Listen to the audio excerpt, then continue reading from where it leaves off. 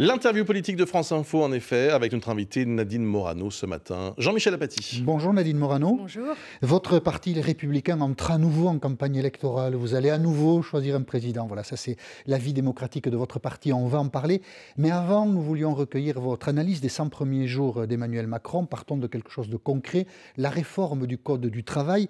Qu'en pensez-vous, vous en particulier, chez les Républicains en général? Hier, dans le journal du dimanche, l'ancien ministre du Travail de Nicolas Sarkozy, Xavier Bertrand, disait ceci: « Je demande à mes amis parlementaires de la droite et du centre de reconnaître que cette réforme va dans le bon sens. » Il vous le demande, Nadine Morano, est-ce que cette réforme va dans le bon sens? Bon, d'abord, je voudrais souhaiter une très bonne rentrée à tous ceux qui nous écoutent et qui sont sur le chemin de l'école, aux enseignants, aux parents et aux enfants. Ça, c'est le talent du responsable politique qui n'oublie personne. Vrai, c'est toujours un moment émouvant. Hein. Nous sommes parents, maintenant moi, grands-parents, grand-mère, avec cette rentrée scolaire qui nous touche tous, hein, tous les citoyens. Donc maintenant, pour répondre à votre... Est-ce que ça va dans le bon sens? Je demande à mes amis de le reconnaître. Oui, mais il n'a pas besoin de nous demander de le reconnaître. On est capable de faire notre propre analyse, surtout qu'on voit bien que dans ces ordonnances s'inspirent de ce que nous avons toujours prôné en termes de réforme du Code du travail. Ce que je trouve dommage, puisque moi j'ai toujours été favorable aux ordonnances. Donc la forme et le fond, ça vous va? Sur les ordonnances, moi j'étais totalement favorable parce que je pense qu'il y a urgence à transformer notre pays. Ensuite, quitte à passer aux ordonnances, je pense qu'il aurait pu aller plus loin. Alors ça va dans la bonne direction. Si j'étais parlementaire, je les voterais, je le dis. Mais je pense que, par exemple, s'agissant des seuils, nous aurions pu aller plus loin. Et puis on sait très bien que ce qui va permettre de booster un peu le marché du travail, c'est également tout ce qui concerne la formation professionnelle qui est importante. On sait très bien qu'on a un différentiel entre les besoins en main-d'œuvre et pourtant Pôle emploi fait des études chaque année. On sait très bien quels sont les besoins en main-d'œuvre dans toutes nos régions, dans tous nos territoires. C'est une étude intéressante. La formation professionnelle va être faite, hein, annonce le gouvernement. Ce qui est intéressant, mais on aurait pu le faire en même temps. Ce qui est intéressant, c'est que la droite s'est divisée au Parlement en deux groupes. Mais finalement, tout le monde est d'accord à droite pour dire c'est bien ce qui se fait. Donc, c'est curieux quand même.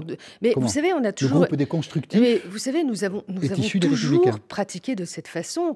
Lorsque François Hollande était président de la République, s'agissant des textes sur la sécurité, nous les avons votés.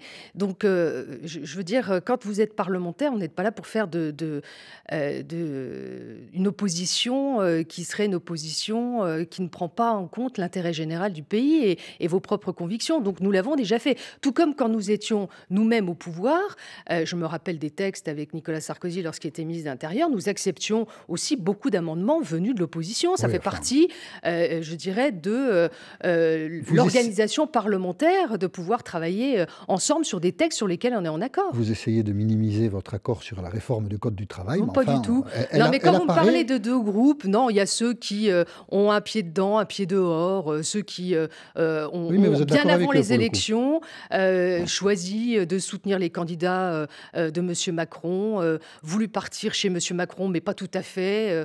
Donc voilà. Donc, vous ne les avez pas beaucoup entendus d'ailleurs au cours de cet été, lorsque le bilan de l'action du président de la République, là vous me parlez des ordonnances, mais enfin il y a eu quand même quelques semaines et quelques mois d'action du président de la République. Lorsqu'il y a eu la crise avec le général de Villiers, vous ne les avez pas entendus. Lorsqu'il y a eu cette annonce de la baisse des APL, vous ne les avez pas entendus. Lorsqu'il y a eu des crises un peu diplomatiques ou des prises de position un peu hasardeuses du président de la République, vous ne les avez pas entendus non plus. Il manque de courage. Les constructifs, là. Je pense qu'ils devraient faire un choix clair et net. C'est-à-dire que s'ils soutiennent Emmanuel Macron. Ils n'ont qu'à partir dans le groupe En Marche. Ils annoncent qu'ils quitteront sans doute votre parti. C'est bien parce que de toute façon, ils n'y sont plus. Bon, et 100 jours d'Emmanuel Macron, ça vous a séduit quand même? Vous trouvez qu'il se passe quelque chose ou pas? Non, ce qui m'a surtout... Vous savez, j'ai eu l'occasion de m'entretenir avec lui au Parlement européen lorsqu'il est venu à la cérémonie d'hommage à Helmut Kohl et je lui ai dit, vous targuez de faire une nouvelle politique, mais la réalité, c'est que vous avez été élu dans un contexte très particulier face à Marine Le Pen, avec un taux d'abstention record, un nombre de bulletins blancs record, 10 millions de voix pour Marine Le Pen, 3 millions de bulletins blancs, 13 millions de personnes qui sont abstenues. Si vous aviez fait une nouvelle politique, vous auriez dû décider, après les élections législatives, de faire un contrat de gouvernement en discutant avec l'opposition sur la base de 4 réformes majeures. Mais y a-t-il encore une opposition Oui, avec qui? C'était qui l'opposition? C'était avec qui aurait-il? Mais vous savez, on nous annonçait un raz-de-marée en marche, on nous annonçait un groupe, les Républicains, totalement écrasé. Non, le groupe Les Républicains est le groupe le plus important. Il constitue cette opposition. Oui, on ne va pas refaire cette histoire-là. Non, mais on ne va pas la refaire. Mais sauf que qu'est-ce qu'il a fait? Il a été débauché des gens. Il a fait des réformes là à petits pas. Même les ordonnances, il aurait pu aller beaucoup plus loin. Étonnant, sur la scène diplomatique, pardon. Il fait déjà un gouvernement d'ouverture, pourrait-on dire. Donc c'est une critique. Non, mais c'est pas un gouvernement d'ouverture. Ah bon? C'est la vieille recette. C'est la vieille recette. Mais vous savez que son origine, c'est qu'au départ, il était. On n'a jamais vu ça. Au départ, il était au Parti socialiste, Édouard Philippe. Ses origines.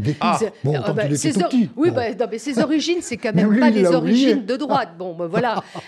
Donc, il est retourné à ses premières amours. Non, mais pour parler un peu de la présence d'Emmanuel Macron sur la scène internationale, quels sont ses succès diplomatiques? On nous dit, voilà, ça donne une meilleure image à la France. Alors, c'est vrai, d'un point de vue esthétique, ça donne une meilleure image à la France. Mais après, on parle pas du physique. À part de la diplomatie d'apparence, quels sont ses résultats? Donald Trump est sorti des accords sur le climat. Il circule, il fait une tournée européenne sur la directive des travailleurs détachés. Il critique la France lorsqu'il est en Roumanie, ce qui ne se fait absolument pas.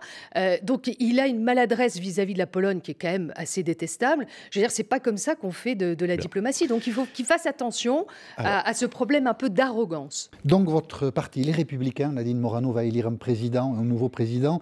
Le scrutin se déroulera le 10 et le 17 septembre prochain. Décembre. J'ai dit septembre, décembre. Vous avez raison. Parmi 5 candidats aujourd'hui connus, parmi eux un favori évidemment, Laurent Wauquiez, qui était hier, je ne me souviens plus du nom de la montagne qu'il gravit. Au Mont Mézingue. Mont Mézingue, voilà. Et nous écoutons Laurent Wauquiez. Je ne me renierai pas, je ne trahirai pas vos valeurs, parce que j'en ai assez que la droite marche à l'ombre. Je suis de droite et je ne vois aucune raison que nous nous excusions de nos valeurs.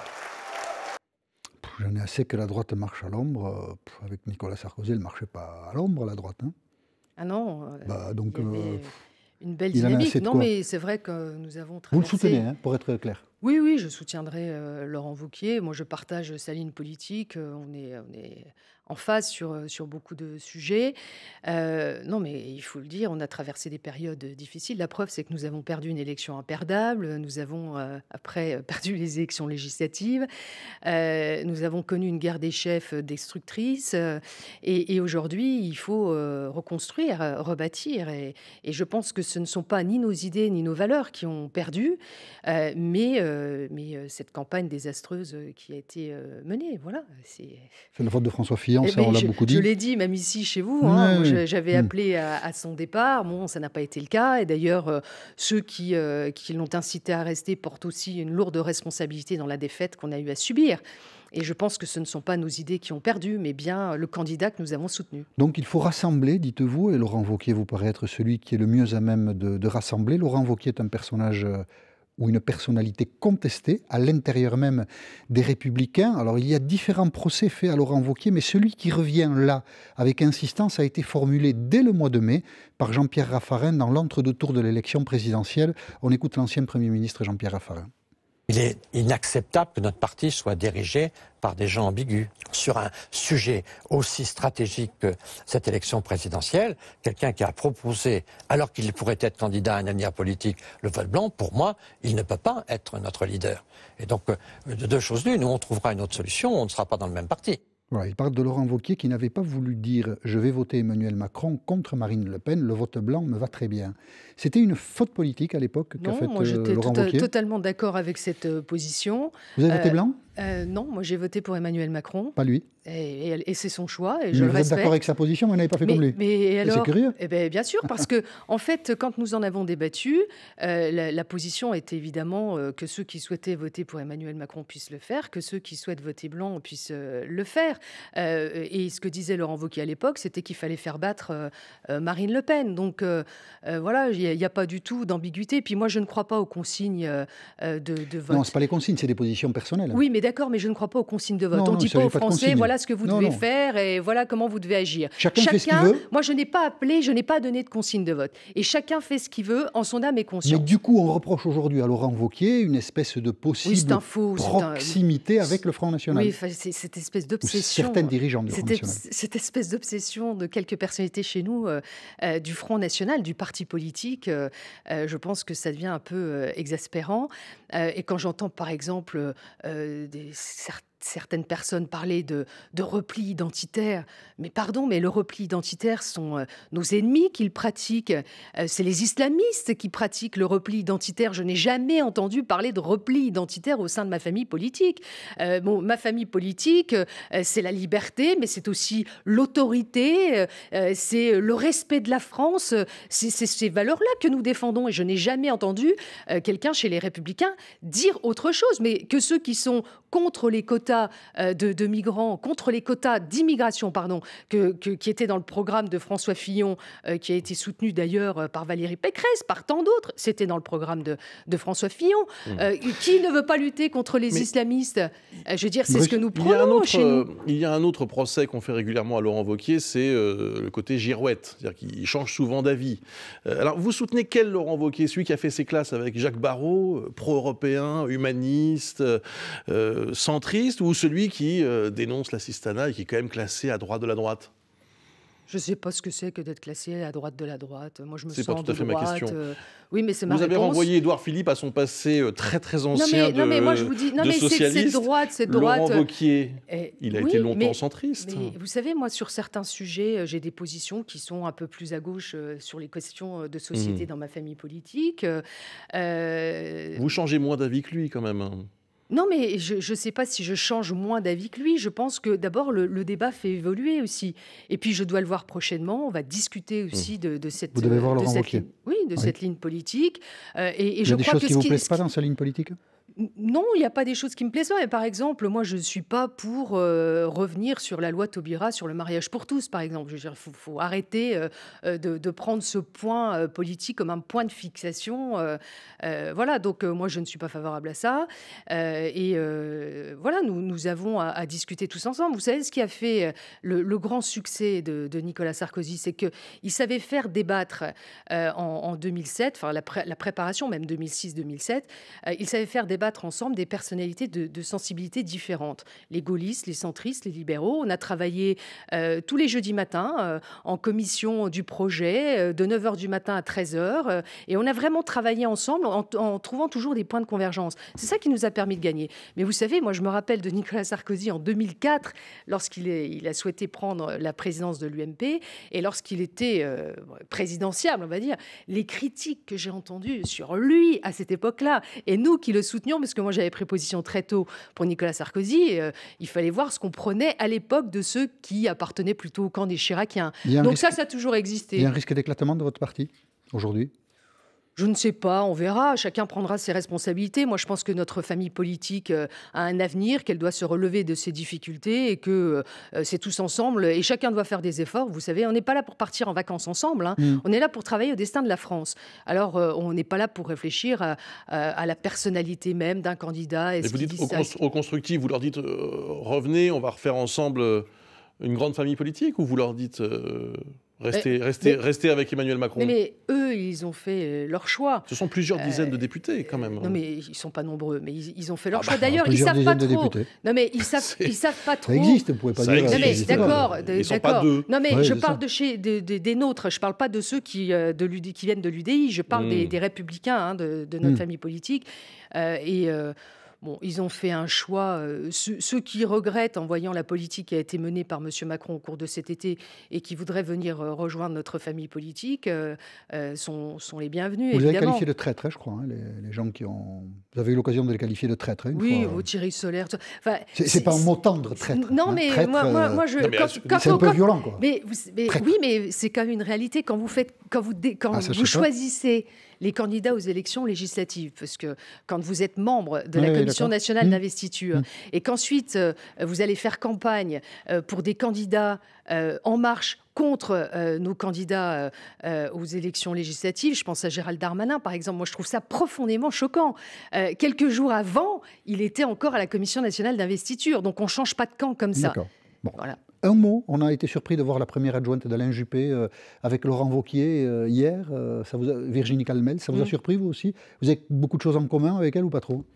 Je crois que Virginie était assez opposée à la ligne d'Alain Juppé sur l'identité heureuse. Je crois qu'elle n'était pas heureuse de cette prise de position. Certains la trouvent opportuniste en étant à côté de Laurent Wauquiez là, dans cette séquence hier. Écoutez, on verra. Il vaut mieux des ralliements. Quand il n'y a pas de ralliement, on dit on est seul. Dès qu'il y a des ralliements, on les critique. Moi, je pense que c'est bien quand elle fait un choix. Elle fait un choix qui est quand même une ligne politique qui n'est pas celle d'Alain Juppé. Ça, il faut être clair. Donc, elle s'est affichée très clairement j'espère qu'elle restera sur cette ligne. Nadine Morano est notre invitée ce matin. Jean-Michel Apathy. Les retraités sont actifs chez les Républicains puisqu'on a appris que Nicolas Sarkozy surveillait de près ce qui se passe dans son ancien parti. Il a reçu à peu près tous les prétendants et notamment, elle était notre invitée mercredi matin dernier, donc il y a quelques jours, Florence Portelli, une ancienne filoniste qui est candidate à la présidence. Alors, mercredi matin dernier, on lui a dit « Qu'est-ce que vous allez faire dans la journée ?» Écoutez la réponse. Vous allez voir, vous, Nicolas Sarkozy? Oui, cet après-midi, oui. Ah, très bien, c'est une information. Et qu'est-ce que vous allez lui dire?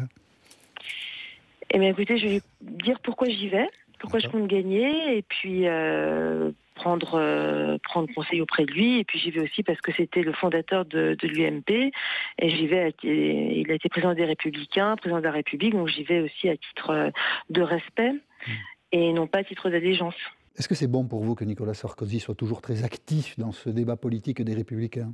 Est-ce qu'il ne vaut mieux pas couper le cordon? Ah non, parce que il a été président de la République, il a exercé beaucoup de fonctions électives, sauf sénateur ou président de région, de mémoire, et il s'intéresse toujours à la vie politique. Oui.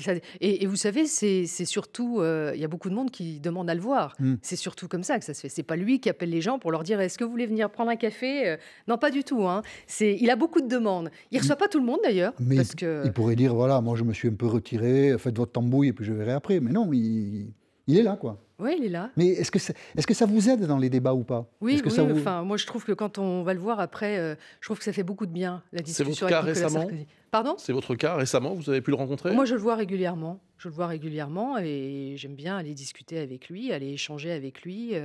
J'ai été au gouvernement pendant près de 5 ans avec lui. J'en ai gardé un souvenir important et je l'ai vu agir. Moi, j'ai eu cette chance de le voir agir lorsqu'il était président de la République. Donc, oui, pour nous, ça reste la référence. Et vous pensez qu'au fond de lui, il pense éventuellement pouvoir être un jour un recours? C'est quelque chose qui est dans son esprit? Vous savez, rien n'est impossible dans la vie, c'est jamais. Mais bon... c'est un souhait pour vous? Non, parce que c'est son choix personnel. Je n'ai pas à dire que c'est un choix à lui proposer. Mais il n'a pas abandonné l'idée de refaire de la politique de manière active, d'après vous? Je crois que il est plus dans cette perspective-là. Il faudrait vraiment qu'il se passe quelque chose. Un événement grave en France pour qu'il revienne. Il est dans une autre vie, mais il reste près de nous et avec nous. Ah, ça, vous avez bien raison de le dire. Oui. On s'en est rendu compte hier. Oui. Parce que Laurent Wauquiez en a même fait un lapsus, on l'écoute. Souvenez-vous de Nicolas Sarkozy, qui à l'époque était si critiqué, mais qui n'a jamais cédé et qui a su réveiller la pensée de la droite face au politiquement correct pour nous amener une de nos plus belles victoires, celle de 2017. Voilà, c'est amusant. Mais en même temps, les lapsus, ils ont toujours quelque chose 2007, de... voulait-il dire, évidemment. Il voulait dire 2007. Mais il dit 2017, en fait, il dit Nicolas est toujours là, quoi.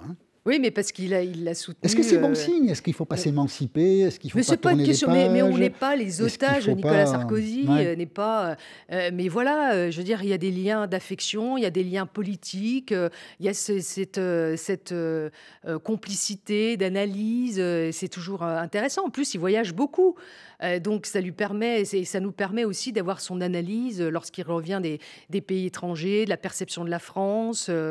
Donc il continue vraiment à s'intéresser. Et au total, ça n'a pas été une réussite. Battu après un premier quinquennat seulement, candidat à l'investiture pour les primaires battu, au fond, le bilan n'est quand même pas extraordinaire. On peut le dire comme ça, sans froisser personne. Moi, je pense que ça a été un très bon président. Heureusement qu'on l'a eu pendant la crise économique et financière, d'ailleurs. Je pense qu'il n'a pas été aidé non plus par tous ceux qui l'ont entouré. On n'est jamais si bien servi que par ses propres amis. Voilà. Moi, je n'étais pas favorable à l'ouverture. D'ailleurs, on voit très bien que ceux qui n'étaient pas de notre famille politique, après, ne sont pas gênés pour aller appeler à voter pour François Hollande alors qu'ils avaient été au gouvernement. Et battu aux primaires. C'est fini les primaires, d'après vous? Moi, je suis totalement opposée aux primaires. Et je pense que si on n'avait pas eu de primaires, on ne serait pas dans cet état. Donc, moi, je suis hostile aux primaires. J'en veux plus. Je le dis très clairement. Et si on doit désigner notre candidat à l'élection présidentielle, il faut que ça se fasse par une procédure interne. Voilà. Alors, j'entends bien que chez certains de mes amis, l'angoisse... Pardon ? Des apparatchiks qui se réunissent... Non, par un vote des militants. Par un vote primaire, des militants, des adhérents. Donc une primaire, mais réservée aux adhérents. Voilà. Mais s'il y a plusieurs candidats, voilà, parce que j'entends un peu une angoisse de la part de certains de nos amis, qui est de dire « Ah, mais si Laurent Wauquiez prend le parti, ça va être lui le candidat à la prochaine élection présidentielle. » En fait, c'est ça leur obsession. C'est de l'empêcher, surtout parce qu'ils se disent « Bon, si jamais il est président du parti, ce sera le candidat naturel à l'élection présidentielle. » Je pense qu'il devrait y avoir plusieurs candidats, mais c'est aux adhérents à trancher cette question. Voilà. Et pendant que nous parlons de ces questions qui sont importantes pour la vie politique nationale, il se passe ailleurs des choses évidemment qui sont aussi déterminantes. La Corée du Sud annonce qu'elle détecte là maintenant, c'est une information qui vient de tomber, les signes de préparatifs en Corée du Nord pour le tir d'un nouveau missile. Donc il y a là-bas des tensions qui menacent la paix du monde aujourd'hui. Oui, la paix du monde aujourd'hui. Et le Conseil de sécurité des Nations Unies doit se réunir aujourd'hui. Mais on ne sait pas trop quoi faire contre le dictateur nord-coréen. On ne sait pas trop comment gérer la situation. Oui, mais il y aura une discussion et je crois que là, il faut vraiment... Mais en plus, il est très isolé. Il faut vraiment quoi? Mener une action militaire? Non, c'est difficile à imaginer. On verra. Il faut discuter, mais il ne faut pas le laisser agir. On ne sait pas ce qu'il est capable de faire. Je veux dire, donc, c'est vrai que la réunion au Conseil de sécurité avec l'ensemble des pays membres de ce Conseil de sécurité est importante. Merci beaucoup, Nadine Morano. Merci d'avoir été notre invitée ce matin sur France Info.